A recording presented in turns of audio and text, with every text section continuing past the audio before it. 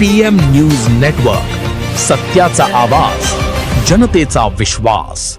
हिंजवडी माणगावमधून जमीन व्यवहाराचा गंभीर प्रकार समोर आला आहे.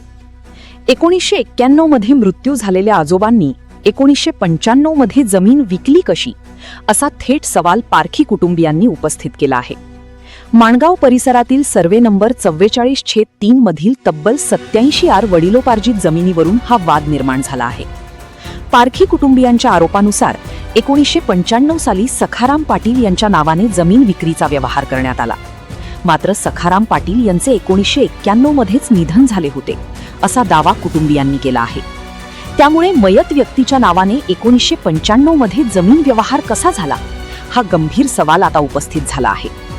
कुटुंबियांच्या आरोपानुसार ही जमीन पुढे इतर व्यक्तींना आणि त्यानंतर एका मोठ्या बिल्डरला विकण्यात आली. जमिनीचा ताबा घेण्यासाठी दबाव आणि धमक्या दिल्या जात असल्याचाही आरोप पारखी कुटुंबियांनी केला आहे. या प्रकरणाची महसूल विभागाने सखोल चौकशी करावी आणि कथित बनावट दस्ताची सत्यता तपासावी, अशी मागणी करण्यात आली आहे. महसूल मंत्री चंद्रशेखर बावनकुळे यांनी या प्रकरणात लक्ष घालावे, अशी मागणीही पारखी कुटुंबियांनी केली आहे. दरम्यान या आरोपांवर संबंधित बिल्डरची प्रतिक्रिया अद्याप समोर आलेली नाही. PM न्यूज नेटवर्क, तुमचा आवाज, आमची जबाबदारी.